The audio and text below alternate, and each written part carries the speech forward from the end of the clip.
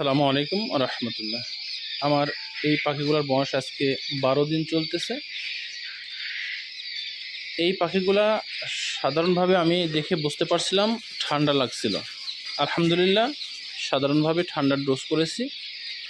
সাধারণ লেভেলের যে রেনামাইসিন এবং প্যারাসিটামল, এই দুইটা মেডিসিন দিয়ে আমার এই বাচ্চাগুলোকে, কোয়েল পাখির বাচ্চাগুলোকে আমি ডোজ করিয়েছিলাম, সেবন করাইছিলাম।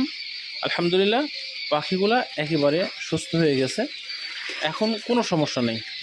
আমি যখন আজ থেকে 3 দিন আগে দেখছিলাম অনেক পাখিটাই প্যারালাইসিস, আপনার ঠান্ডার জন্য তার পাখনাটা একটু ছড়াই দিয়েছিল, হালকা, খুব বেশি না। কিন্তু বেশি পর্যায়ে চলে গেলে আমি হয়তো বা রেনামাইসিন এবং প্যারাসিটামল দিয়ে করতাম না, অন্য হাই কোয়ালিটি, হাই লেভেলেরটা যেতাম।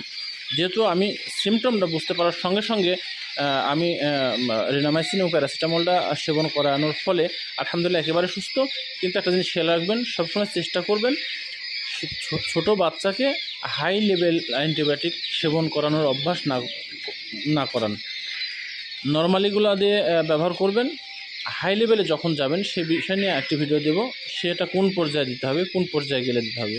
এখন আলহামদুলিল্লাহ পাখিগুলো সুস্থ সবল রয়েছে। আসসালামু আলাইকুম।